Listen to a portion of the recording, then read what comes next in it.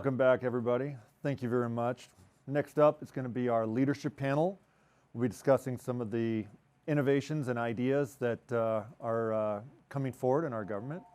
I've got three distinguished guests that are going to give us their insights and their understandings.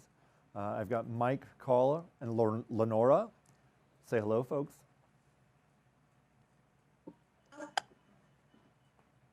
Hello, everyone. Excellent.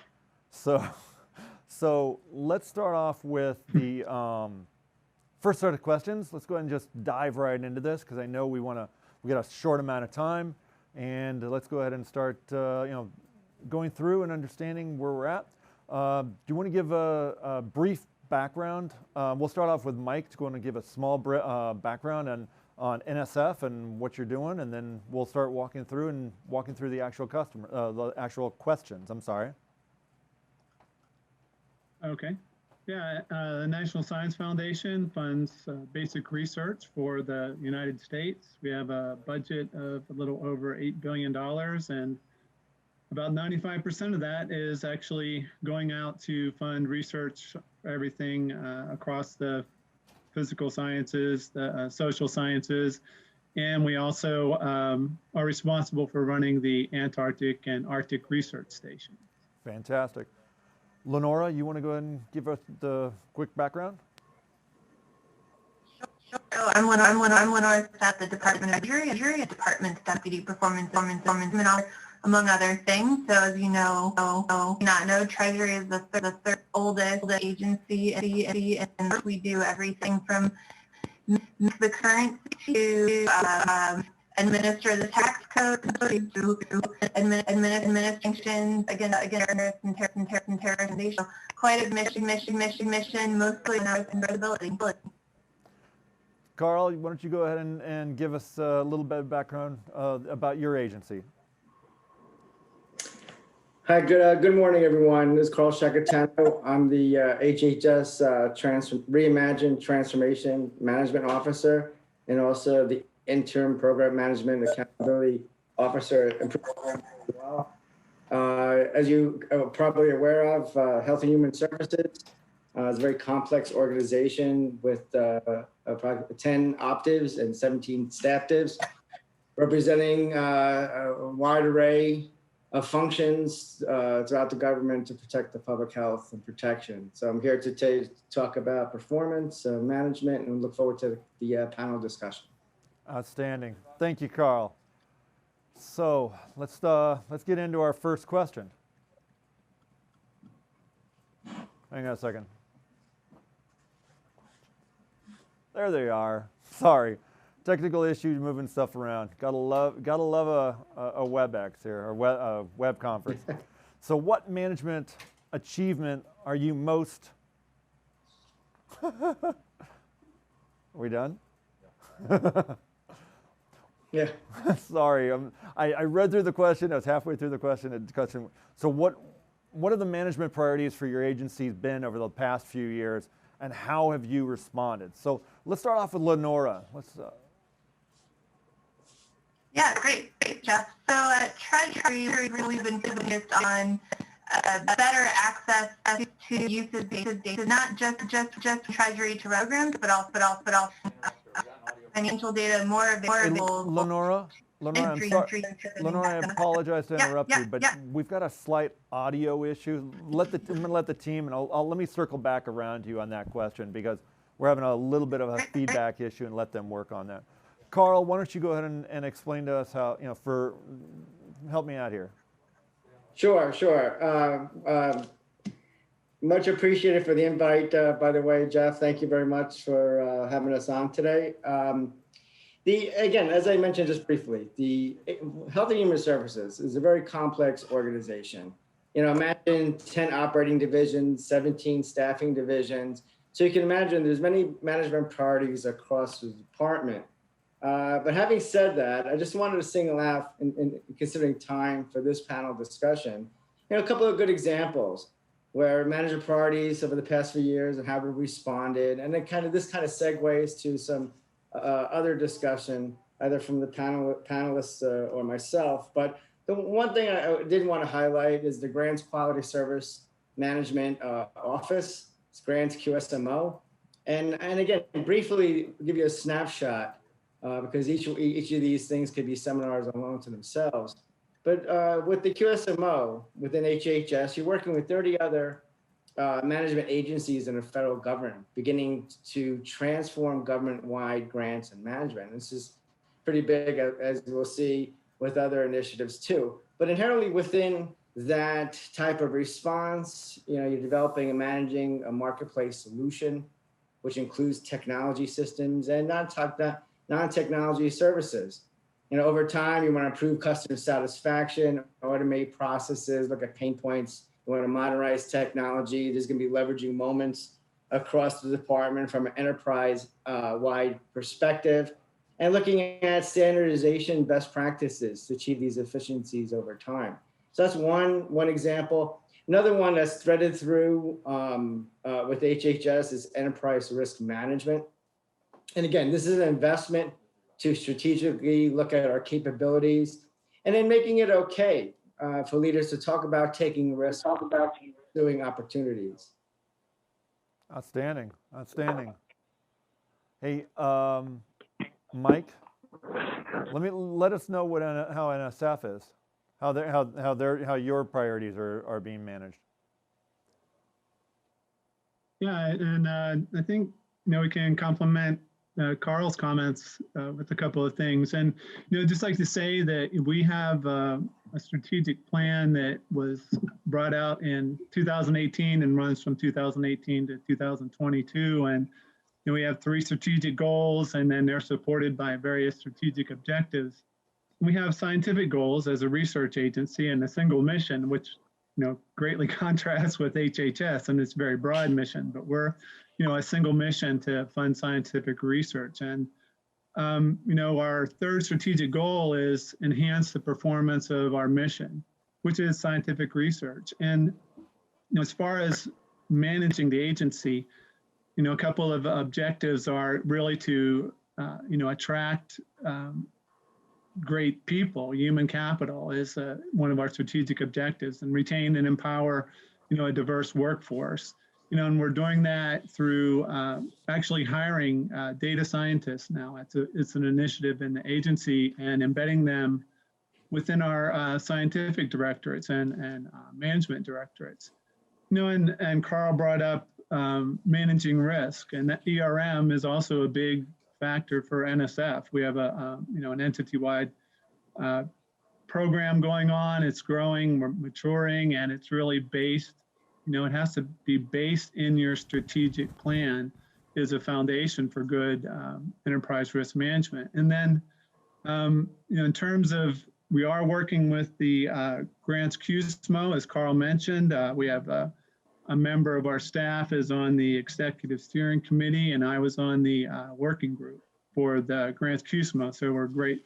It's a great initiative. We're happy to work with it. And just some of the things about standardization that Carl mentioned. We are, SAM, the System for Award Management, has done things like make grantee representations and certifications. They're on SAM now and can be filled out when you register or re-register in SAM.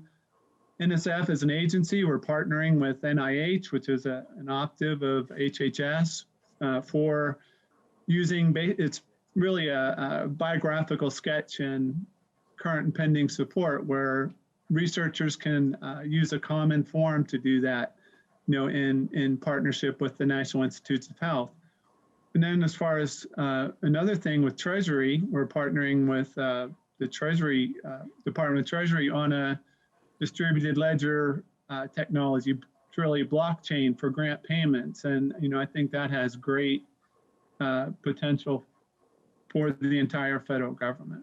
So basically you're saying, there's a lot of collaboration between all 3 departments. So between Treasury, NSF, and HHS on an individual or even on a global level, which kind of dovetails into my next question, Absolutely. Which is how exactly have your initiatives and your priorities adjusted and changed based on the pandemic? Has the pandemic reinforced or changed the overall priorities that you guys are seeing, at least for the next 12 to 24 months, if not longer? And is there, to do a kind of a little bit of an add-on on that, do any of the three of you see that the priorital adjustment based on the pandemic will be longer than, say, a 24-month period? Oh, and what are those changes? What exactly are those priority changes, I should say? So, Jeff, I'll jump in. But I just want to capture what Michael said and what you just said, about looking at leveraging. So working across departments has been very, very effective. Even within, we mentioned the Quizmo, also the Program Management and Improvement Accountability Act, where we're leveraging colleagues. You mentioned Treasury, but like Department of Commerce. So a lot of good things happening out there. So we don't have to reinvent the wheel, so to say. And so that's really important. As far as looking at the pandemic and looking forward, we're seeing a lot of payoffs from investments in management priorities. Where we just mentioned the QSMO, it's going to be a hot item moving forward as we scale up. But also, again, where are the pain points in these processes? So for grants, a grantee might have to put input into the same info into a number of grant systems. But how do we make that simpler? How do we create more opportunities of efficiency? So these are the things that, number one, the innovation, the infrastructure provided, and number two is how they head on meet these emerging issues. And then what are you learning from them? And then most importantly, how are you sharing that information internally and externally? Lenora, you want to give us your thoughts? Hi. Hey. Yes, is the audio problem fixed? Yes, seems to be in good working order. I'm so glad. Perfect. Yeah. So I would just add on to what Carl said about government-wide opportunities, but I also want to look internally. So I think the pandemic has certainly reinforced for Treasury how important good internal communications are as a management priority, not just to keep people focused on what's important, but also to keep people connected. So before the pandemic, internal communications was a sort of emerging priority for our management team. Because of the pandemic, we're extremely focused on how do we improve internal communications? How do we create a good sort of infrastructure for that function? Do we have the right skill set to communicate effectively with our workforce, the right tools? And then also exploring that link between good internal communications and engaged employees. Wonderful. So let me ask, and before I go on and throw it back to Mike, though, because Carl, you and Lenora have talked about some of the priorities you've got, but have your I'll leave it as pre-pandemic priorities adjusted from your current priorities? Or are they pretty much some of the things you were working on that were in the list? They haven't really changed. Do they just have a greater emphasis? Or have you literally have new priorities that have shown up out of nowhere that says, oh, wait, we need to do X? Yeah, so I'll go ahead and start. All of our priorities are, I think, more urgent as a result of the pandemic. Better use of data and decision making, increased customer experience and value. Resiliency was a huge priority for us before the pandemic, and that has only gotten more urgent and more important. So I would say that what's changed the most is how we're trying to accomplish those priorities and not necessarily what the priorities are. Okay, excellent.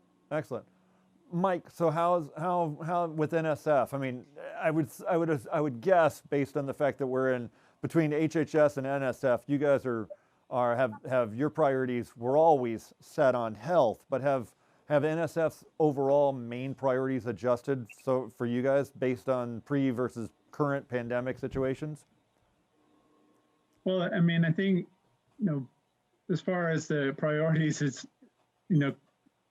has always been, about our staff, and that has been a primary thing, I think, in the pandemic environment, is safety of the staff and safety of the research community. And, that really stepped up. And, we just continue to focus on our mission of funding research. And We've had funding through the CARES Act, not a lot of money. It was about $75 million. And, that was all put out in rapid response research grants. It was over 500 of those. And, we've had about $111 million in overall COVID funding to support COVID research and so on.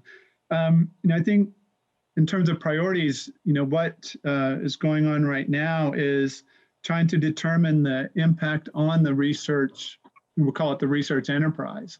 And that is challenging to figure out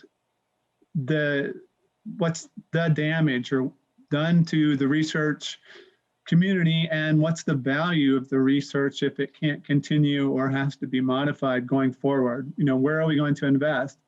Try to recover the existing research, or do we say, no, this has happened and we're going to move forward, and we just don't know right now. So I think that's a big effort right now, is figure out what's going on with that research community. We have some surveys going out through our survey capability, and we're trying to look at data analytics and make a good decision about how to respond to the research community. Yeah, it sounds like in a lot of ways across all three of the avenues is that you guys, plan A is now being thrown out the window, and you guys are having to kind of work with the plans you've got and continue down the priorities that you're moving forward. So let me ask you three a question, and I want to really start off with Lenora because I'd like to get her thoughts on this. But what do you see as the priorities in the foreseeable future? Treasury right now has just done a massive push out of funds through a wide variety of programs, NSF, HHS, individual small businesses, large businesses. I mean, in a lot of ways, you can almost give the argument we've kind of emptied the coffers as we deal with this. So what are some of the things that Treasury is looking at, what the priorities are going to be looking at in the next 18, 24, 36 months as we move forward? And then I'd like to Carl, and then I'd like Mike to go in and give me your thoughts on that. But Lenora? Yeah, so it's interesting. When we think about priorities, we've got our sort of mission priorities, which are the ones you're just referencing. We're trying to help the economy recover. We're doing that through the authority we've been given through legislation, through the CARES program, and also our existing authority. So, from a management perspective, our priorities are very much making sure that our programs are being run well and they're meeting their objectives, right? And so if we're trying through these programs to help the economy recover, then how are we measuring that? How are we understanding the impact of this program and this policy design? And what does that teach us about if this happens again, when it happens again? So I think those are our management priorities related to what's happening with the CARES funding and the pandemic. It's just making sure that we're being good stewards in our program management, and that we're also trying to understand the impact that it's had. I think going into the future, whatever that brings, I think there will still be a continued emphasis in all of our programs on how do we bring the most value to our customers. But even before that, how do we define our customers? Do we know who they are? Do we know what they want? And how can we best serve them? So I think that will continue to be a priority. I think it will only grow in prominence as we move forward. And then I think also, too, in the program management space, I think that will, again, regain some prominence. I think it's been overshadowed in the last year by the Evidence Act, by the pandemic. And I think, management is about making sure that government is running well, and the program management laws that have recently been passed are about making sure that program managers and government have the tools to do that. So I think that will, again, become a more prominent priority in the future. Other than that, I think, depending on what happens, our mission priorities will continue to be around making sure that we're promoting the economy. We're designing policies that help create conditions for economic growth and then also stability. And I think it'll be interesting to see how we see ourselves on the international stage, which I think will also shape our future priorities. Excellent. Excellent. Carl? Yeah, just to add to Lenora, just a couple of things. agreeing with those tenants as well. But like for even bringing back enterprise risk management, sometimes it's a balance of mission delivery, speed, transparency, related to COVID-19 or others. So there's some balance. I will say that change management takes a while. So it's continuing the investment of our current management initiatives to bring them to some maturation, ideally programmatic. We mentioned the QSMO, the Grants Quality Service Management Office. Also, the Financial Management and Data Act, very important, our investment in that. We're looking at core functions, we're looking at accounting, grants, acquisition, so forth. And again, people, process, technology. There's a lot of cross-cutting activities, best practices, socializing, bringing within the culture of HHS is critically important. Mike? Yeah, I think Carl and Lenora gave a very good strategic view, and I'm going to drop into the operational lane. And one of the biggest priorities that we are going to have is transparency and standardization. And really, within the next day or so, we're expecting some OMB guidance on, telling agencies about, standardizing the award letter, standardizing the notice of funding opportunity, standardizing indirect cost rate reporting. And, the change is this is going to be a very short timeline for implementation and in government terms anyhow. So we're talking, they're going to tell us we have to do these things in a matter of months, not a matter of years. So, it could be as short as 3 or 4 months to, get these things moving. And so that's going to become a very high priority for our agency. So let me dovetail a little bit from yours, because every situation always comes up with that aha moment, especially when you're like, you're up to your elbows in it and you're like, if I ever get 15 seconds to breathe, maybe we need to suggest a change of priority or an item. So are the three of you currently, do you currently have that list being developed internally to your departments to say, something, maybe we need to add this as a priority? And are any of you willing or able to maybe share one of those couple of items that are like, hey, we're taking a closer look at this item? Or should I just go ahead and move on to the next question? I'm okay with being pushed either way. You guys have an idea? Anybody want to ask that, answer that? Well, I'll be a little bold here and reframe your question. I think, one of the nice things about being in charge of the department's strategic planning is that I'm able to have some influence in the management agenda. So I'd say Treasury's management priorities, last time we included process improvement, which had been absent in previous strategic plans or lists of management priorities. I think that was really important to include, and we were successful in doing that under the umbrella of customer value.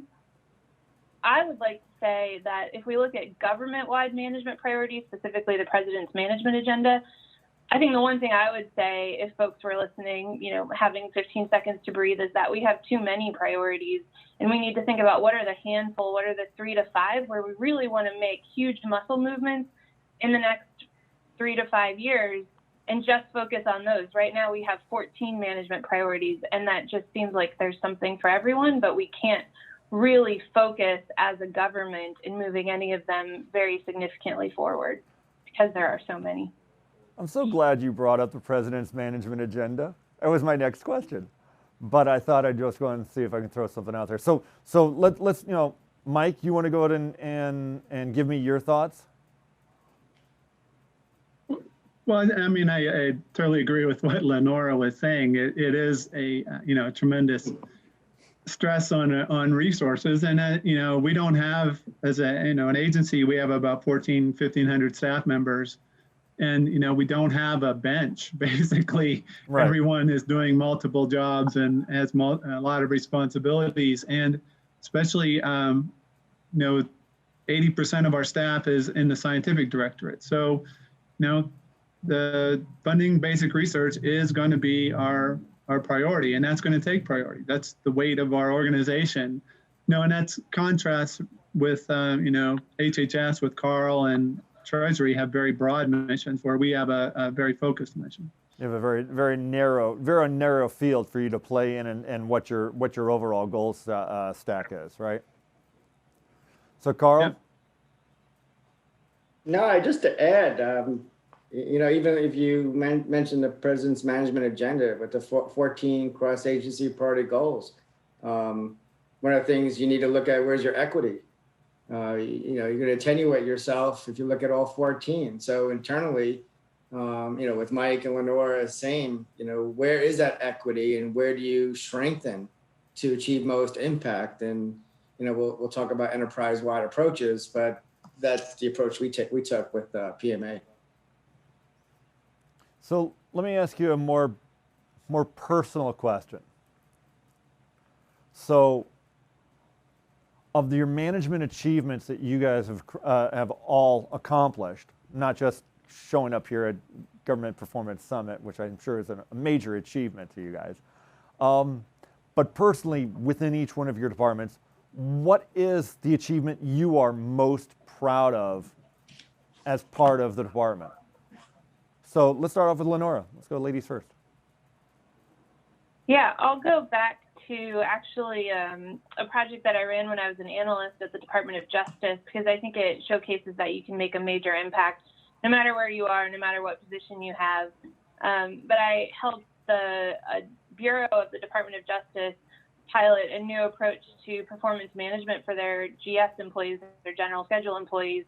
And it was very successful at making individual performance management a more meaningful process in that division for both the employees and the managers. So it became an actual meaningful exercise, which I'm sure everybody who's dialed in here knows that individual performance management in federal government gets a bad beat. So I think that's something that I continue to be proud of almost 10 years later. Outstanding. It's always good to feel a contribution that can be readily seen. I like that. So Mike, what have you got? Well, I mean, and this is really, in the operations side, we had 23 consecutive clean audit opinions. I think as an agency, we're very proud of that fact. And, we've achieved compliance and improper payments reporting, which is a difficult task for many federal agencies. And we did that in 2015, and we've maintained that since then. And, and looking at internally, we have the internal controls reporting program.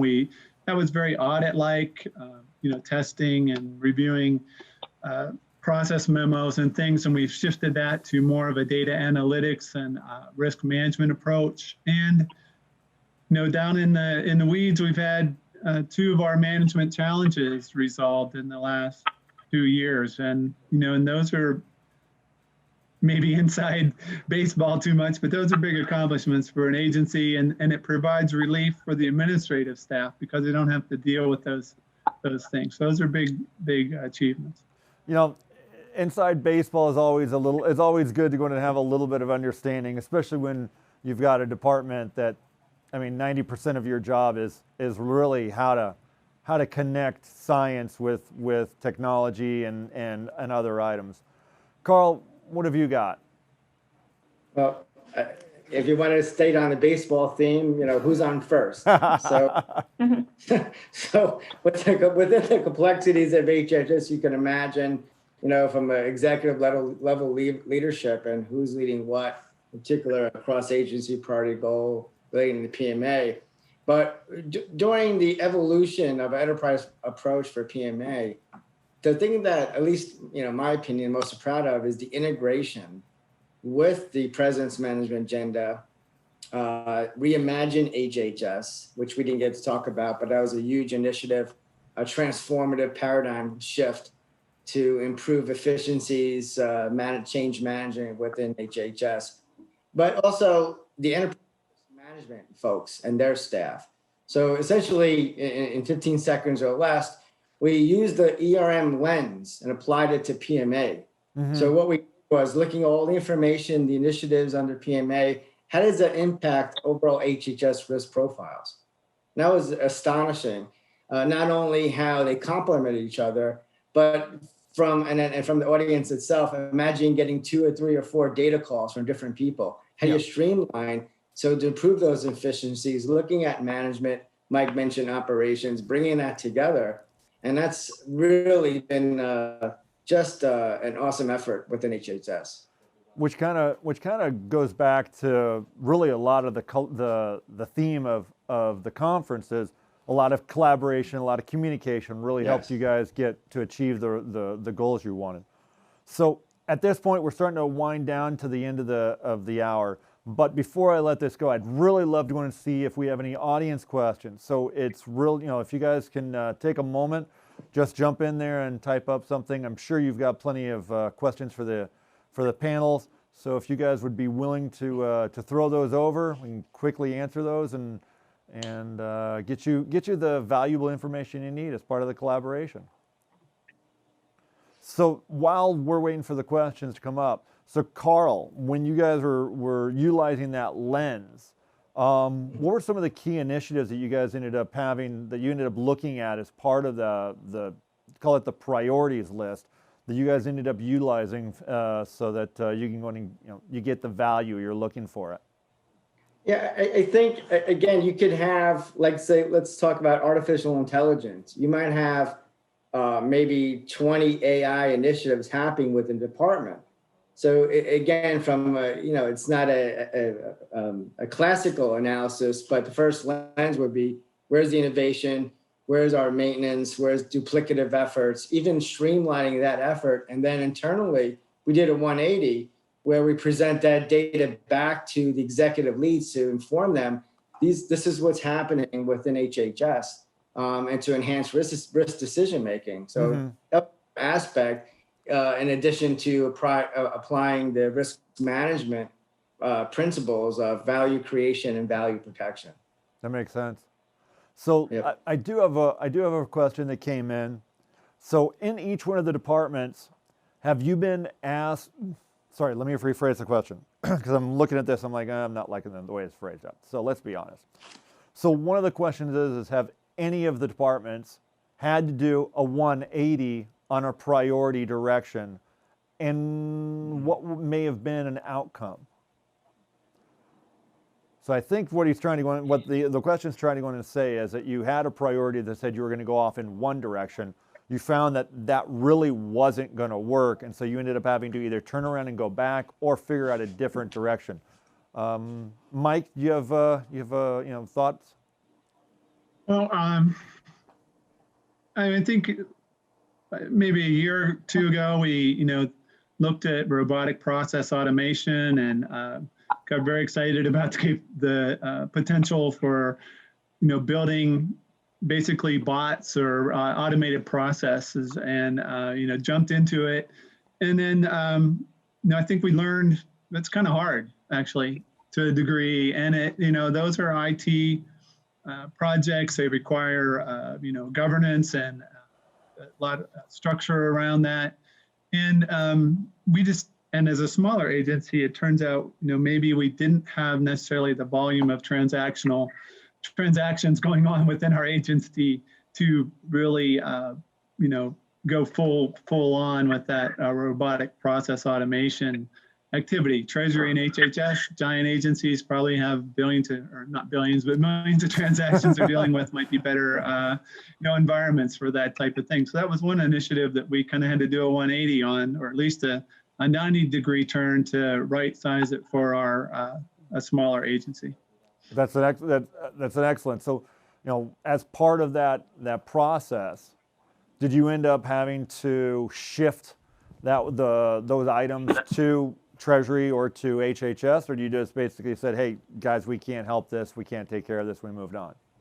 Well, I mean, we have adopted shared services with Treasury, right?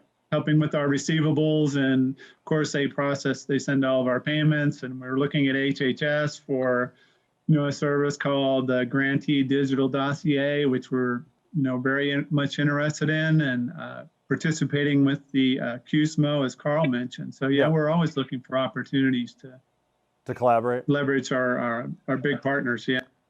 So Lenora, what about you? Yeah. You know, I could tell some good stories about shifts in strategic priorities over the years. But, I think one good example of that is the acquisition space, right? Because we've gone from contracting out to not contracting to now this kind of shared services environment where we're looking for best-in-class vehicles, et cetera. It seems to have settled, but I think whenever you have a potential change in leadership, you need to try to understand what their priorities are, try to understand how that reflects the will of the people, and do your best to be good stewards. So I think that's the approach that we take. What really are we trying to accomplish here? What's best value? What's the most responsible thing? And then how do we execute that? Carl, you got something to add to that? Just to add to Lenora and Mike, sticking on enterprise theme, when and Mike mentioned IT, what the forms of, let's say, AI, machine learning, or natural language processing, looking at overall strategies and defining what these are, that's critically important. Defining, get a baseline, and see what the overall approach is going to be for your organization. To answer the other question is, looking at a non-static evolving process, you can mitigate issues where you don't have to do 180s. Right. That severely. So I would just add those points. No, that's fantastic. Like I said, the question was whether or not, agency had done a 180 and how they had been able to, for the most part, adjust to those. Which Lenora brought up something which kind of makes me want to think is, do the three of you anticipate either under maybe this election term or the next election term there to be a significant change in your priorities based on your how you've seen administrators have changed in the past, or pretty much do your priorities for the most part stay the same and just have small tweaks from a managerial standpoint? Mike, we'll start with you. That's a very interesting question. And, I think the president's management agenda has, there are a lot of, priorities, but there are some very good priorities in there, and like we're heavily involved with CAP Goal 8, and that's results-oriented accountability for grants. And, and we're leading the strategy 1, which is standardize the grants management business process. And, and I think those are sound goals and objectives moving forward, that standardization and transparency, and those will lead to more interagency activity, working with the QSMO for standardizing grant processes, and again, looking at standardizing more financial elements from the Treasury business exchange. I think those are partnerships that are going to continue, through administrations because they're good management efforts. Right. Yeah, it makes perfect sense. Carl? Yeah, just again, looking at the Reimagine HHS initiative, one of the things that just to answer that question, maybe indirectly, is the emphasis on the ideation, where the innovation comes in, but how you implemented, but to get to the more of the core functions, how did you get that into some transition sustainable form? Okay, that's where, at least my opinion, where the heavy work is. Right. Once you get in a program functional form that's sustainable, so some of these initiatives might be in another operating division, but transition to a staff div or another operating division.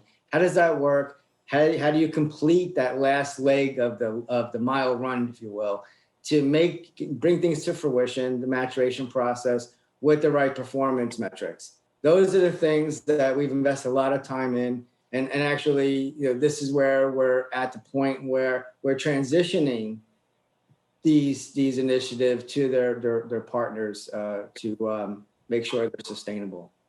Makes perfect sense. It really does. So Lenora?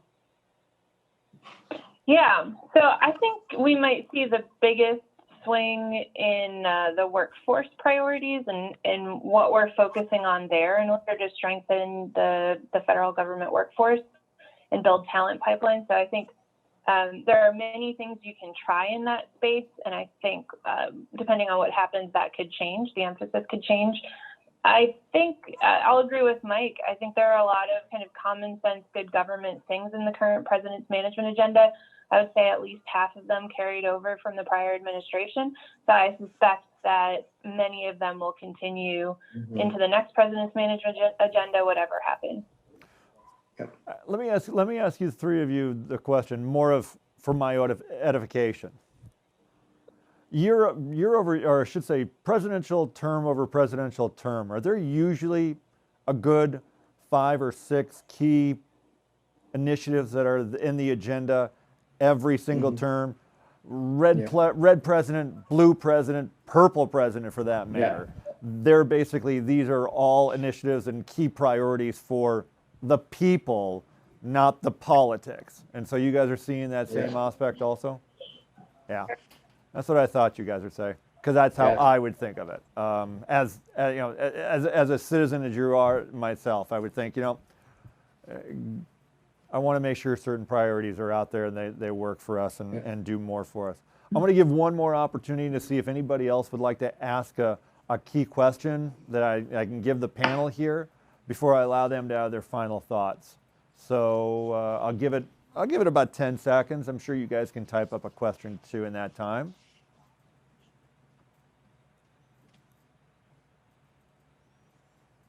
All right, fine. I'm going to let it go. Final thoughts. Let's start with Lenora. Lenora's been on. I'm kind of looking at your audio problem. I'm trying to give you a little extra love here. So, what are your final thoughts with regards to the management process and what you kind of see going forward for at least the next 12 to 18 months?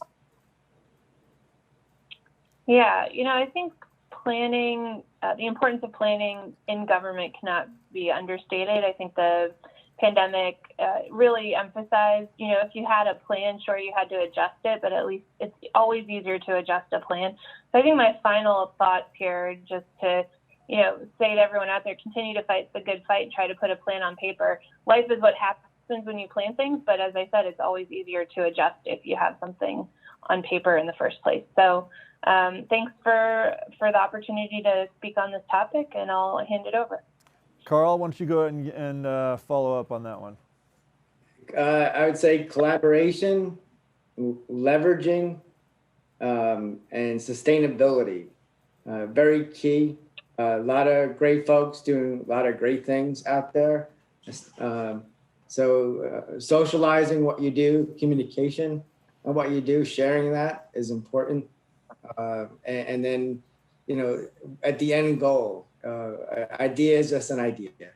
How do you get that to come to fruition? I think is most important. And we have a lot of lessons learned and develop community of practices to share those lessons learned. And thank you for the invite. Carl, I couldn't have said it better myself. Mike.